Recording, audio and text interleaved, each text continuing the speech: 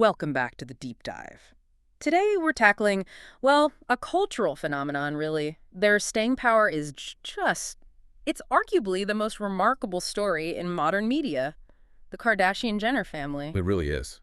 It's quite a study in longevity, isn't it? Yeah.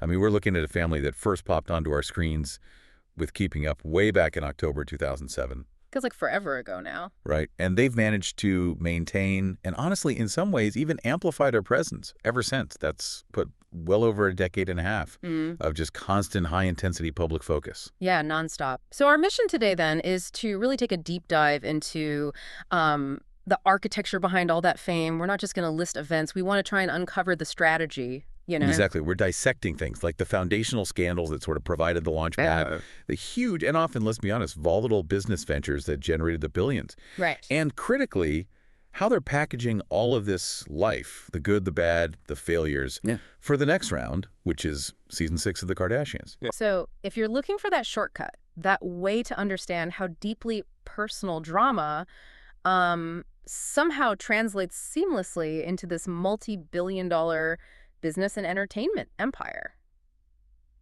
Well, this is it. Yeah, we're really analyzing that specific alchemy.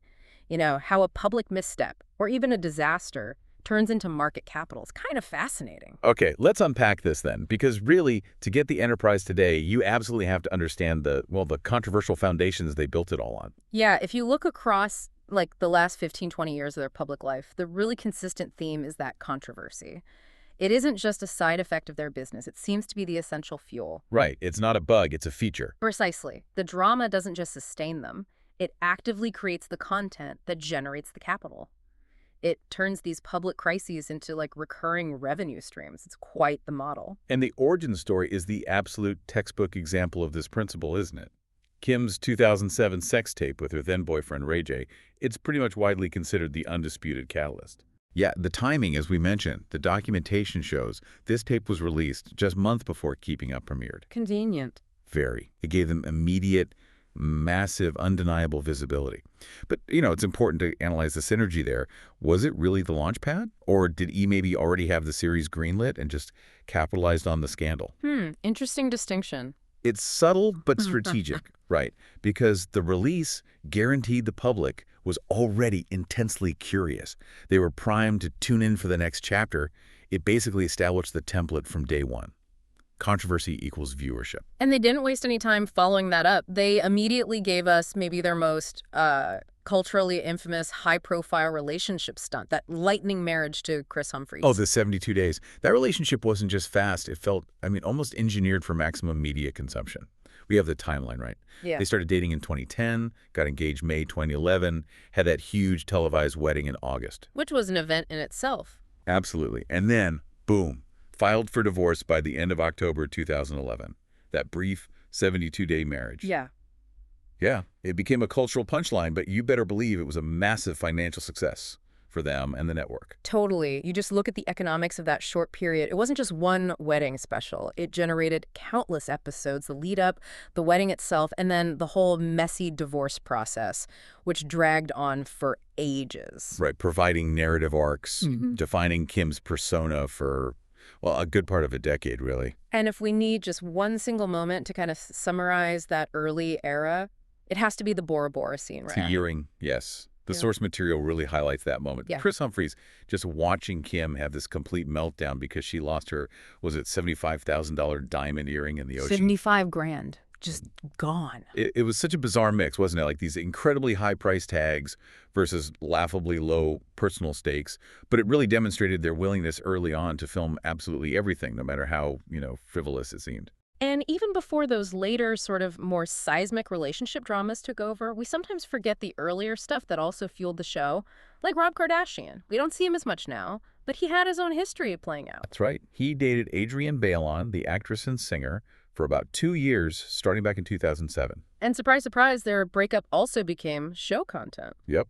Rob later admitted right there on an episode of KUWTK that the reason they broke up was because he cheated on her. Wow. And this is crucial because it established a pattern within the family, didn't it? Public admissions of infidelity or personal failings. They're treated almost like currency, Right. ready to be packaged, discussed, maybe apologized for, all on camera. Which, unfortunately, I guess kind of spiraled into that incredibly complex, honestly dizzying web of relationships in the mid-2010s that guaranteed constant conflict. The whole Kylie, Tiger, Rob, China connection, it's a case study in relationship entanglement. Okay, let's try and trace this out because it is genuinely hard to keep straight. So you had Blac Chyna and Tyga. They dated, had a son, got engaged, but broke up in 2014. Right. Immediately after, Tyga starts dating Kylie Jenner. Okay. But then Blac Chyna, instead of just, leaving the family orbit, starts dating Kylie's half-brother, Rob Kardashian. Oh my goodness. Okay. So suddenly you've got this impossible knot, right? Former partners, current partners, siblings, half-siblings, co-parents. Any personal conflict automatically became a televised family crisis. It was built-in drama. And the public fallout from that one was explosive and, frankly, pretty dark. Yeah, really dark. In 2017, Rob and Blac Chyna's very public, very volatile relationship sort of culminated in Rob posting explicit pictures of Chyna on Instagram. Which is revenge porn. Let's call it what it is. Absolutely. Yeah. The source material identifies it as revenge porn. Mm-hmm. He framed it as payback for alleged cheating. But, this wasn't just glossy reality TV drama anymore. This was crossing a serious legal and ethical line, all in the name of conflict and, narrative for the show. It really underscores just how far the boundaries of what they were willing to share publicly had been pushed by then. And maybe that set the stage for one of the most painful and definitely recurring storylines of the next few years, Khloé's relationship with Tristan Thompson. Yeah, Tristan Thompson's repeated infidelity. It's been a major cornerstone of Khloé's narrative arc since, 2018? Seems like it. The first big instance happened just days before their daughter True was born, which just set such a painful precedent for their whole relationship, didn't it? It really did. But the one that felt culturally seismic, the one everyone was talking about, involved Kylie's then best friend, Jordan Woods. Oh, that dominated the news cycle for weeks. Yeah. And the decision to air the fallout, the family Right. meeting, the confrontation, the subsequent very public shunning of Jordan Woods. Right. It really demonstrated that the more painful, the more personal the betrayal, the more valuable the content potentially is for the machine. It tested the integrity of their whole circle, which had always seemed so impenetrable. It's important to stress, though, right, that scandals weren't just personal. They often intersected, sometimes disastrously, with their business ventures, particularly for the Jenner sisters, Kendall and Kylie. Absolutely. Kendall, who's often, ironically, seen as the most reserved one, she stumbled pretty badly with some commercial controversies. The Pepsi ad. That's the big one. The infamous Pepsi commercial, yeah. She got major and totally justified backlash because the ad tried to push this really shallow idea that sharing a Pepsi could somehow bridge societal divides. Right in the middle of serious Black Lives Matter protests. Exactly. Against that backdrop, it just came across as incredibly tone-deaf, trivializing these massive societal issues for, a soda commercial. And then there was Fire Festival. Right. Her involvement with the completely fraudulent Fire Festival added another layer. The source material notes she used her huge platform to promote it, resulted in a now-deleted post and eventually a lawsuit against her for misrepresentation. So it highlights that danger, doesn't it? Leveraging massive celebrity for quick commercial deals without maybe doing enough homework on the product or the message itself. And that celebrity power just magnifies every single mistake. Which brings us to their recurring issues with cultural appropriation. Kim, especially, has faced continuous backlash numerous times for wearing styles like cornrows and boxer braids. Yeah, prompting a lot of public criticism about appropriating Black culture purely for aesthetics. And Kendall and Kylie had their own really big incident back in 2017 with their clothing line. Remember those T-shirts? Ridley, what was it again? They released shirts featuring images of legendary rappers Notorious B.I.G. and Tupac, but they overlaid their own images on top of the iconic art. Oh, right. That sounds like a bad idea. It was. Their criticism was immediate and pretty overwhelming. The source material actually quotes Biggie's mother, Valletta Wallace. She said the sisters were explicitly exploiting the deaths of these artists just to sell a shirt. She called it disrespectful, disgusting, and exploitation at its worst. Wow, strong words. Very. And it forced them to immediately pull the items. It showed that even their massive brand power couldn't always withstand that kind of sustained, emotionally charged public pushback. So these episodes really illustrate that tightrope the Kardashian machine is always walking. They have to tap into cultural trends for their businesses. Yeah, they need that relevance. But they frequently seem to misread the line between, say, genuine appreciation and just offensive appropriation. And the mistake generates news. The apology generates content. And the cycle just keeps going. Exactly. Okay, finally, let's touch on image and control. Because for a family that basically sells chaos, they are surprisingly masterful at strategic secrecy when they want to be. That's a great point. Take Right. Kylie's aesthetic changes. For years, there was all this public skepticism about her lips, the shape, the plumpness. And then in 2015, she finally admitted she'd gotten lip fillers. Right, I remember that. But that admission wasn't just a confession, was it? It felt very calculated. It came right before the launch and the explosive success of Kylie Cosmetics. Ah, connecting the dots. It confirmed what people suspected, but it also created this ready-made narrative around the product she was about to sell. It was a strategic release of sensitive info for commercial gain. Very clever, really. But the absolute ultimate display of their narrative control, that had to be Kylie's first pregnancy with Travis Scott. Oh, definitely. Yeah. The entire family, their whole extended inner circle, they somehow managed to keep that pregnancy completely secret for the full 9 months. Which is incredible in today's world. It really is. Yeah. With constant social media scrutiny, leaks, the ability to manage that level of intense public interest while keeping such a huge secret, it's a powerful demonstration of their disciplined marketing power. They sell the appearance of oversharing, but they enforce absolute discipline on information flow when it actually serves their bigger commercial or personal story. And before we move on to the money side, we should probably quickly mention the ongoing narratives of the sort of peripheral family members like Scott Disick, Kourtney's longtime partner. Right. After their final split, Scott started dating Sophia Richie, who was, 19 at the time. Yeah, highlighting that 15-year age gap. And that relationship provided years of fodder, commentary, and maybe even context for Kourtney eventually finding happiness with Travis Barker. So, okay, we've laid out a pretty clear foundation here. The drama, the cheating, the lawsuits, the appropriation controversies. Yeah, the whole messy picture. These weren't just distractions, they were the raw material, the content engine. Okay, so this is where the story takes a really dramatic turn, right? We're shifting from that foundation of fame built on all that drama to the massive monetization phase. The chaos was like the fertilizer, and the businesses became this colossal harvest. This is Right. where it gets really interesting. Exactly. This is the moment where you connect the, let's say, emotional volatility of everything we just talked about Uh-huh. to the, financial stability, or rather explosion, that followed. The sources give us a September 2025 net worth ranking, which really illustrates how effectively they've meshed that reality TV exposure, their massive social media reach, and some very targeted entrepreneurship into just immense personal wealth. Okay, let's run through it. Starting at the, bottom of the family list, you've got Rob Kardashian Jr. with a net worth of about $10 million. Still significant money, obviously, but yeah, lowest on this particular list. And it's largely attributed to his early KUWTK appearances, apparently earning around $1 million annually back then. Plus his sock line. Arthur George. Right, the sock line, the short-lived Rob and China reality show, and those brief stints on things like Dancing with the Stars. His lower visibility now definitely correlates to lower individual brand capitalization compared to his sisters. Okay, next go. Caitlyn Jenner at around $25 million.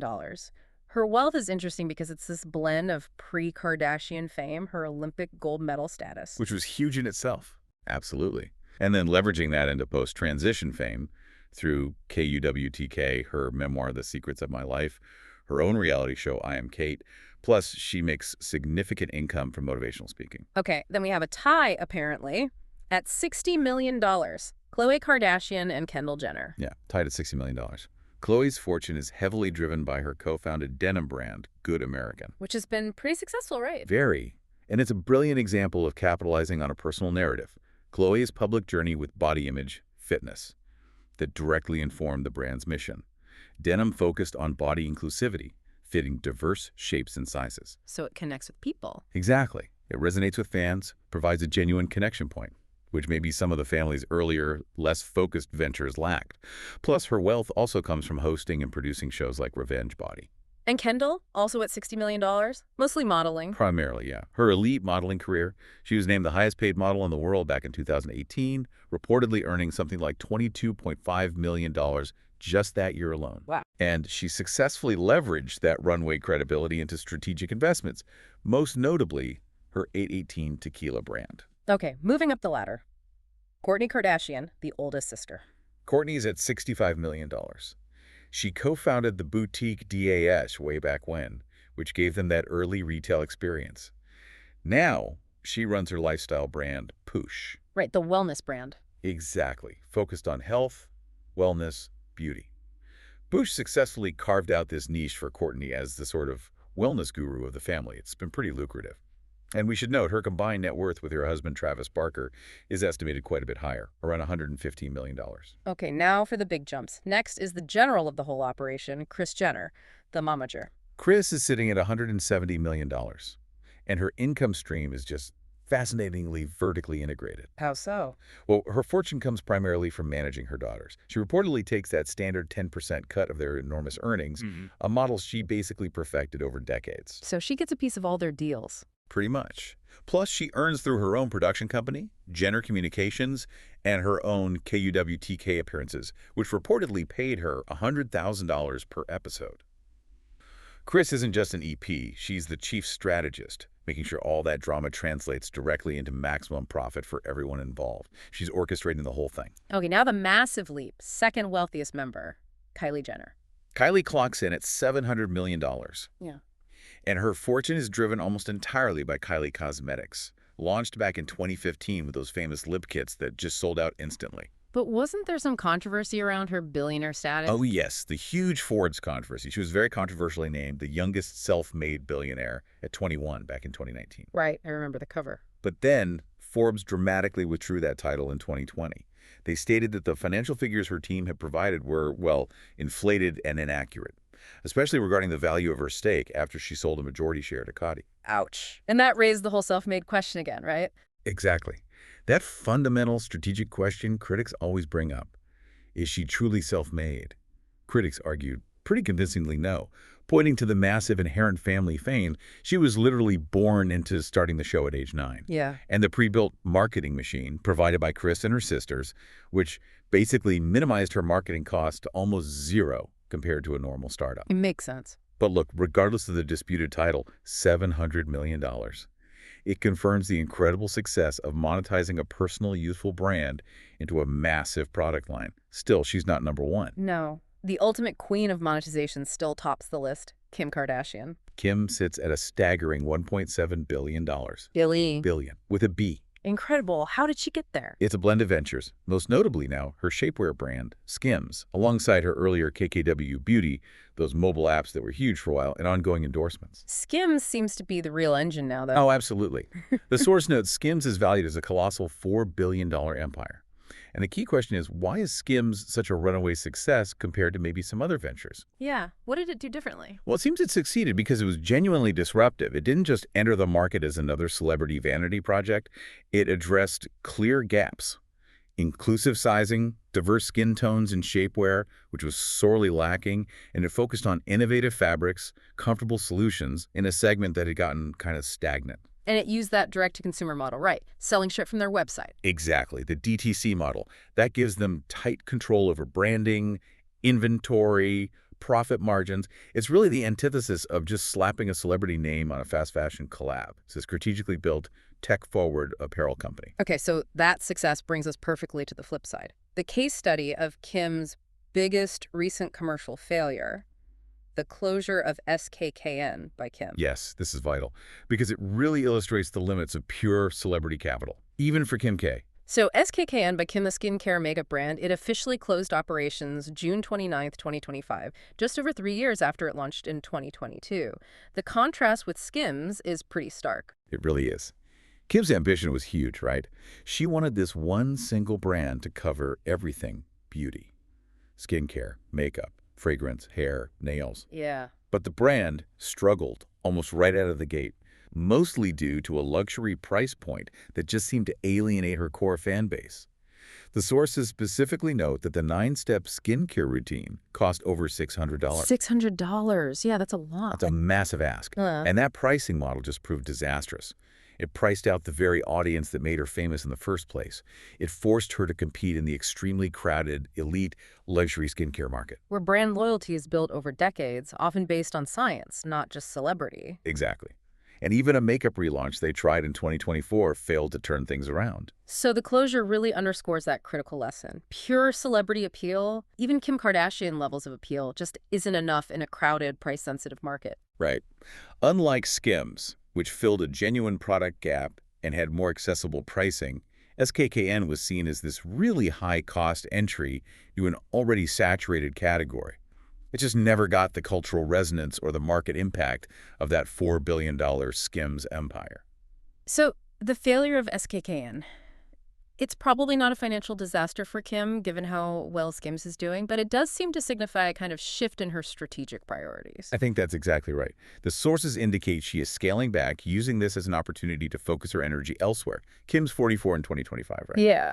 And she seems heavily prioritizing her long career. She recently graduated from her program, she's dedicating time to social justice ambitions, and she's starring in that upcoming Ryan Murphy series, All Fair. So closing a floundering business just frees up time and capital for these newer, maybe more image-elevating pursuits for her? Precisely. It makes perfect strategic sense at this stage of her career. Which is the perfect segue, actually. Because if a business venture like SKKN fails, the one venture that absolutely must succeed is the documentation of that life, the packaging of the failure, the shift in focus, all for the camera. Exactly. The reality show. It remains the core engine. It's the indispensable mechanism that converts life events, good and bad, into marketable content and ultimately funds the entire apparatus.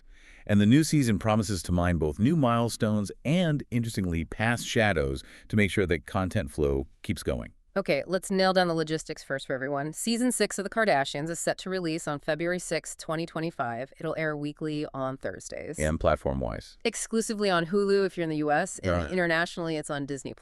And the demand is clearly still there. The series was apparently Hulu's most watched unscripted series in 2024, which just demonstrates that the audience appetite for their story, even on a new platform years later, it really hasn't diminished. And critically, all 6 women, Kris, Kourtney, Kim, Khloe, Kendall, and Kylie, they're not just stars, they also serve as executive producers. Which means they maintain that crucial level of control over the narrative they present. It's their story told their way. And we know the guest list includes the usual suspects, right? The reliable supporting cast. Scott Disick, Kim's daughter, Northwest, is popping up more, Travis Barker. And significantly, it seems like there's a return to the past with mentions of Lamar Odom. Yeah, that's a potentially big narrative decision.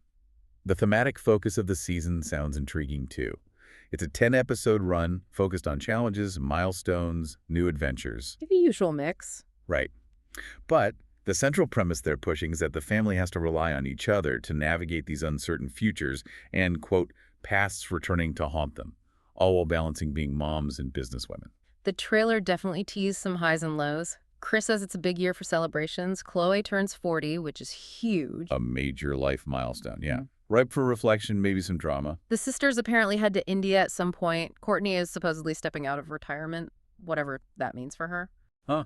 Right. And Kim is explicitly shown taking on the momager role, Ah. basically morphing into Kris. Full circle. Okay, let's run through some specific episode highlights the sources mention. It shows how they blend the serious with the maybe less serious. Go for it. Okay, episodes 1 and 2 dive right into Kim's new priorities. Episode 1 has her worrying about a White House trip for her prison reform work. Then episode 2 shows her dealing with backlash from the Met Gala the night before while trying to move past other public burdens. See? That's the perfect Kardashian juxtaposition right there. Okay. High-level social justice work immediately followed by elite fashion world drama. They contain multitudes. Khloe's journey seems pretty central too, framed around turning 40. Episode 1 shows her aiming to shed her painful past.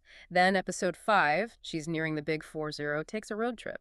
And the episode focuses on Kim planning this massive birthday bash, leading to, naturally, disagreement with her sisters over the party plans. Manufactured conflict over a genuine milestone. Classic.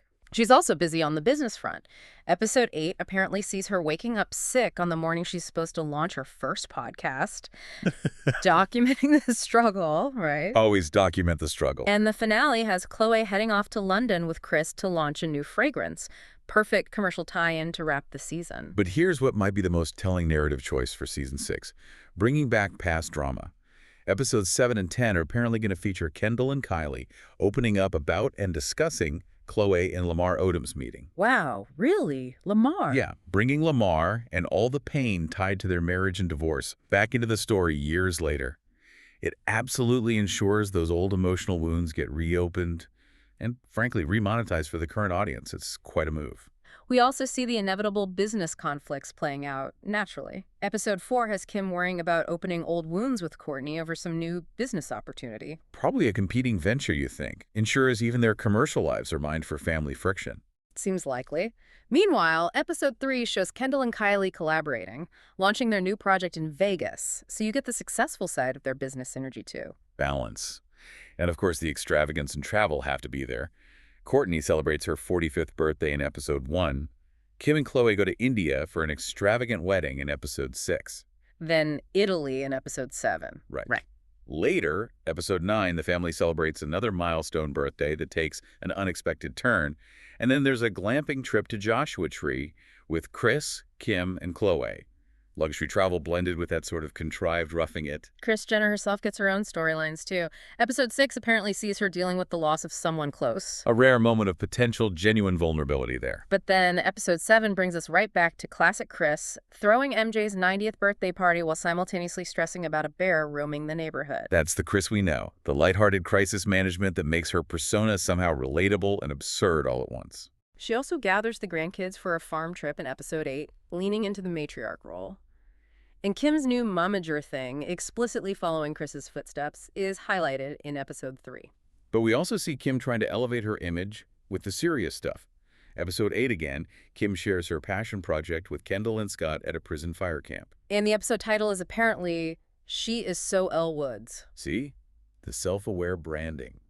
Even on their most serious pursuits, it's very meta. And finally, Kendall does something more, well, normal. Go on a college tour in Episode 9. Right, you need those more subdued, relatable moments sprinkled in, carefully balanced against the big manufactured spectacles to keep the audience connected. It's worth noting, too, that documenting the celebrity family dynasty, it's a booming genre now, isn't it? Which helps explain why the Kardashians still dominate. Absolutely. Their competitors use similar mechanisms, maybe with less control over the final narrative, though. You've got the Braxtons, who've reunited for a series after the tragic loss of Tracer Braxton. Their focus is supposedly love, loss, grief. But given their history, you expect high-stakes drama, too. Oh, yeah. Then there's The D'Amelio Show, often called the New Generation Kardashians, documenting Charlie and Dixie's rapid rise from TikTok obscurity to massive influencer fame, dealing with Hollywood in the social media age. And on the other end, maybe The Family Stallone focuses on Sylvester Stallone, his wife, daughters, but seems to generally avoid conflict, aiming more for positivity and supportive family dynamics. Right, and the Kardashians kind of occupy that intense center point of the spectrum. They balance the genuine life milestones, the extravagant lifestyle, but crucially, with that absolute willingness to film continuous high-conflict controversy. That willingness, that's the engine. Yeah. Hashtag tag outro. Okay, so let's try and synthesize this massive amount of information we've just unpacked. The Kardashian-Jenner machine, it seems, built its foundation on really extreme public drama. You know, the Ray J tape, the 72-day marriage, the Tristan betrayals. All that volatility. And it was successfully converted into content, which then fueled massive monetization, leading to multiple billionaires, multimillionaires, Kim topping the list, $1.7 billion, largely thanks to Skims being so disruptive, well-priced, and innovative. But the failure of SKKN by Kim, that's a really critical counterpoint, isn't it? It really is. The closure, driven by that inaccessible $600 luxury price point and entering a totally saturated market, it confirms a vital truth. Pure celebrity brand power, even Kim K levels, just isn't enough if the product itself lacks accessibility or genuine innovation. You've got to nail the product, the pricing, the timing, or even they can fail. Exactly. So what does this all mean for you, the listener? Well, the failure of a venture like SKKN shows that while celebrity appeal definitely opens doors, it doesn't guarantee longevity in the business world. However, the promise of the new season, Khloe turning 40, Kim's law pursuits, bringing Lamar Odom back into the conversation, it confirms the family knows their true multi-billion-dollar product. It's still their unwavering willingness to film their reality, no matter how painful or potentially damaging that reality might be. Yeah, the show is the highly profitable, vertically integrated engine. It generates the capital for the next venture, even if the last one didn't work out. and it minimizes marketing costs for all their other empires. It's the core business. And as Kim is actively scaling back some commercial ventures to focus on more serious endeavors, her legal work, social justice, starring in All Fair for Brian Murphy, we're left with a final, maybe provocative thought. How is this new serious ambition, this drive for credibility in law and social justice, going to be balanced against the show's constant, unyielding demand for high-stakes, dramatic, personal content? Right. Does pursuing that kind of legitimacy risk undermining the foundational chaos that created the entire empire in the first place? That really raises an important question.